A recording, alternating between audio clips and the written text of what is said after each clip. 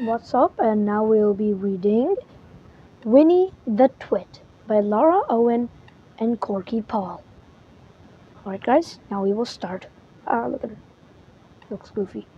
Winnie the Twit.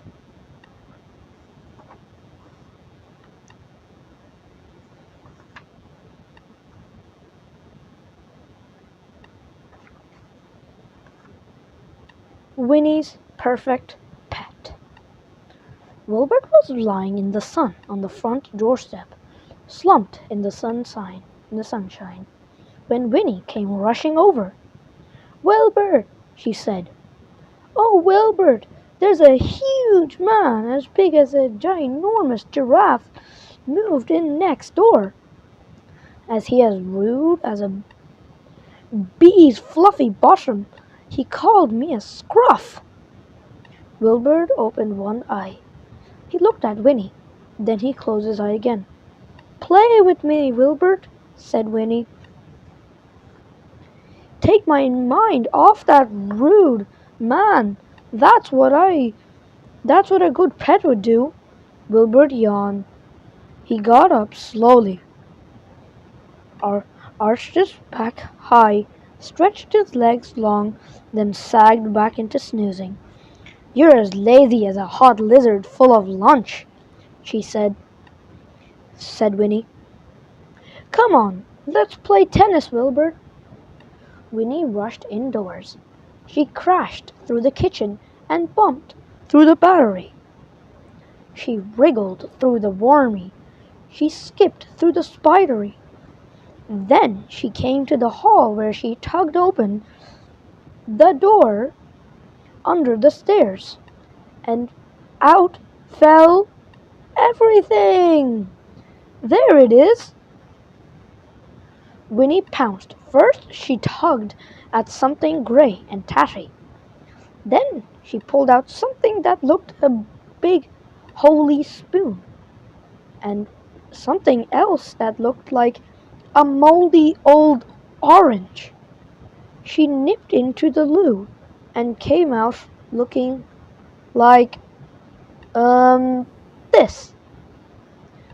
Winnie skipped, wriggled, bumped, and crashed back outside. "What you think, Wilbert?" Wilbert just put his paws over his face. Winnie bounced the ball over his face. Bounced the ball all around Wilbert. Bounce, bounce.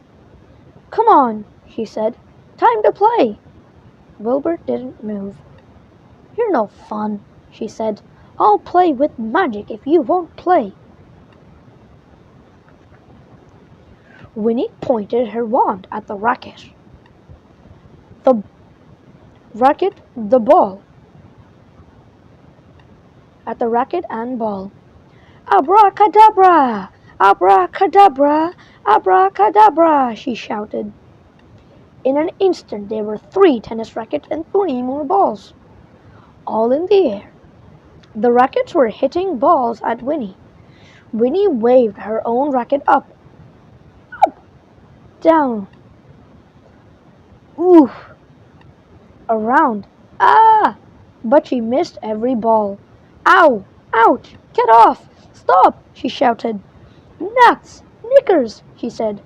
"Nobody nice to me today, not even my wand." Winnie picked up her wand and she threw it far into the undergrowth.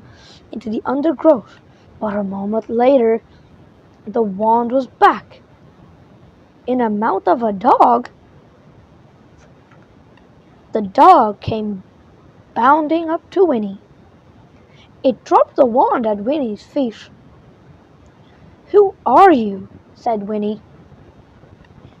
"Do you want me to throw it again?" Winnie threw the wand again and again and again, and each time the dog brought it back and wagged more for more. Then Winnie threw the ball.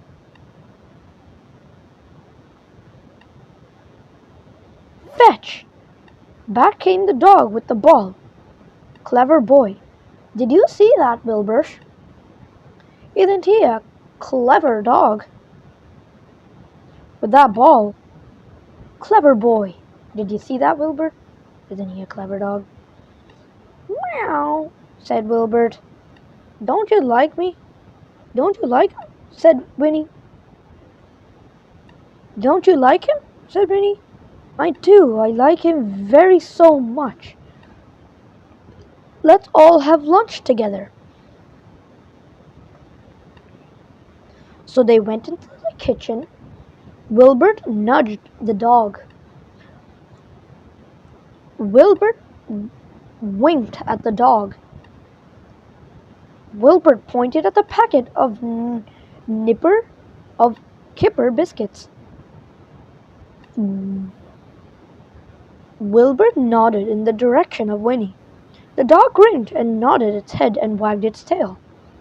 He took the biscuit box in his mouth and he presented it to Winnie. For me, said Winnie. Not really looking, said Winnie, not really looking. Oh, isn't he a good boy, Wilbur? Winnie dipped a hand into the box, then popped out a biscuit into her mouth. Ew! Pah! Spat Winnie. Ugh! Pah! Spat Winnie. Yuck! Horrible! Horrible! Kipper biscuits! I hate 'em! She danced around, making faces and wagging her tongue.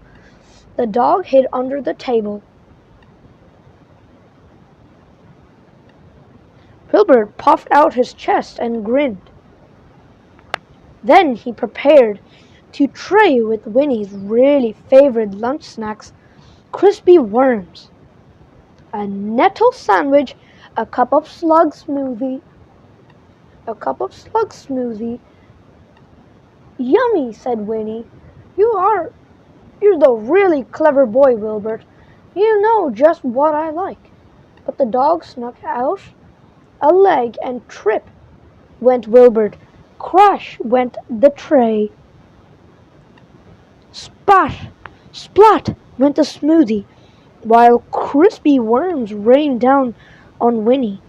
Oh, Wilbert, you're as clumsy as a centipede on skates, shouted Winnie. Wilbert and the dog were busy sticking tongues out at each other. But I've just had a Bilaramoodle idea. A Bilaramoodle idea. Maroodle idea, said Winnie, perking up. Can you two guess what it is? Sorry for the bad Bilaramoodle thingamajig. Okay. The dog and Wilbert both shook their heads. It's obvious, said Winnie. Cats are clever and dogs are obedient. I want a pet that's both of those things. So what? I need a cog. I need is a cog. Howl went the dog. Meow went Wilbert. They both raced for the door, but Winnie was already stirring with her wand. Abracadabra! Magic whirled and swirled, and in an instant there was a cog. Huh? That is really weird, guys. I don't know what a cog is. That's very awkward. Alright, let's get to the point. Perfect, said Winnie. But the cog was not perfect. It bounded up and curtains and chewed them to bits. Meow! Chew, chew, munch. Winnie reached out a hand. Good cog, she said, but the cog hissed at her. Then it lifted its leg and weed on its foot. Ugh! Ugh! Bad cog, said Winnie. The cog jumped out of the sink, then out of the window into the garden. It began to dig. Come back, shouted Winnie. The cog took no notice. It dug a big muddy hole. It rolled in the mud, then it sat and lifted a leg and licked the mud off. Ew. Then it sat and lifted a leg and licked the mud off it. It sniffed Winnie's bottom, then it jumped up at Winnie, then muddy paws and scratchy claws. Right. Get down, said Winnie. Sit, naughty boy. Wilbert, save me. But of course Wilbert wasn't there. Oh dear, thought Winnie. This cog isn't the best bits of a dog mixed with the best bits of a cat after all. It's the worst of both of them joined together. Where's my wand? I want my Wilbert back. Winnie saw the wand on the ground.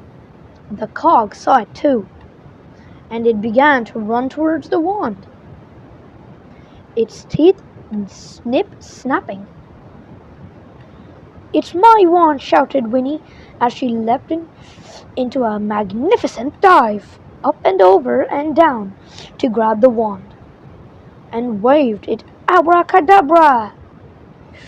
Just as the cog's teeth were about to snap it in two. Then there was Wilbur looking shocked but pleased, and there was the dog running away down the drive. Scruff! Boomed a big voice. Winnie put her hands on her hips. It's that rude man again, she said. He's as rude as 10 frogs. Bottoms, he is. But the dog just jumped around the man, wagging its tail and woofing. Scruff!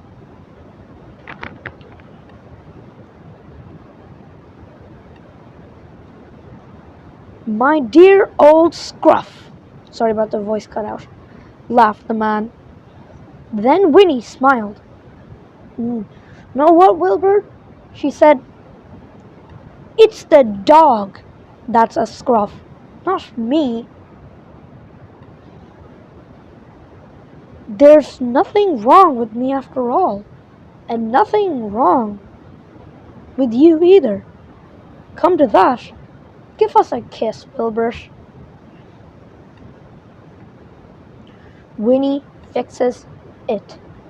Alright guys, that will be enough for today. We will read more next time. And as always, peace. Thanks for watching.